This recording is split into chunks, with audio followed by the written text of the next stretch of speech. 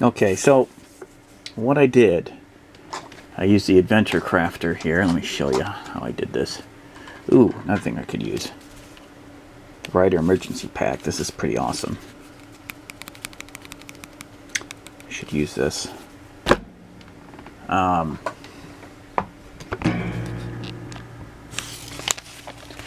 using this bad boy, and what you do, I'll just walk you through it.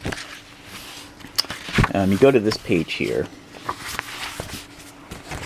and you roll up. Actually, before you do that, there's quite a few pages to look through here. You roll up your plot lines list. All right, and these plot lines list, I know you can't see it because it's gray there. It's either going to be your most logical plot line or your new plot line. And I'm using percentile dice to see if it's going to be the most logical plot line or a new plot line.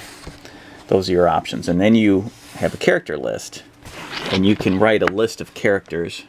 In this situation, it's just me.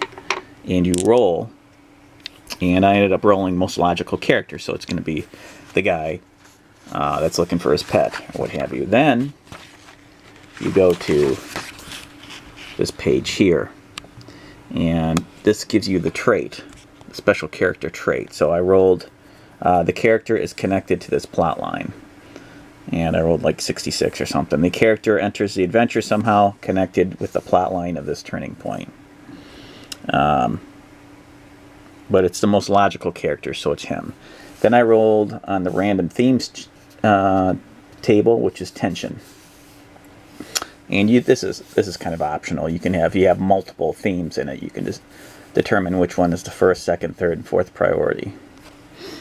And then you roll up one for each one. And this tells you, okay, so I got tension is kind of a horror theme, which is kind of what I stumbled into. And since I'm the most logical character, I didn't necessarily go to the character list. I went to my plot point list. And I rolled into the unknown. This turning point involves characters entering a situation with unknown factors. To know the unknown, you have to commit to it. For instance, a magical portal where there's no way of knowing what's on the other side except walking through it. Or you discover a machine that is very powerful, but you have no idea what it does, except you turn it on. The only way to discover the unknown is to engage it. And when it will be too late if you regret it. Okay. So, what I ended up interpreting that as is into the unknown in bold. So a guy's trying to catch or find a missing pet or something. Can't find it.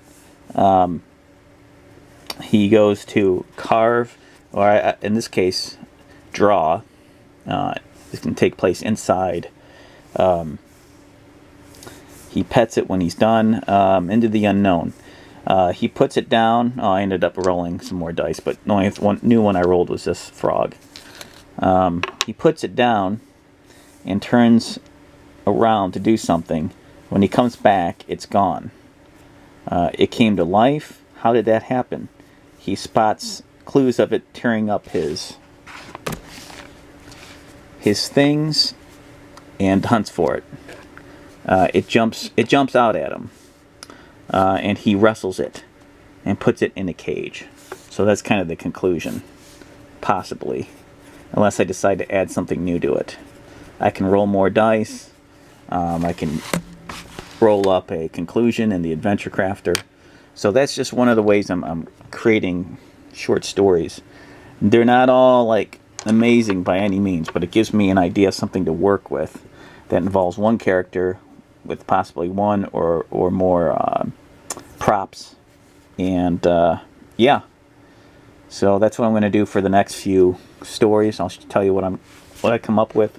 I'm actually probably going to use this too, just to see how this sucker works. And yeah, thanks for watching.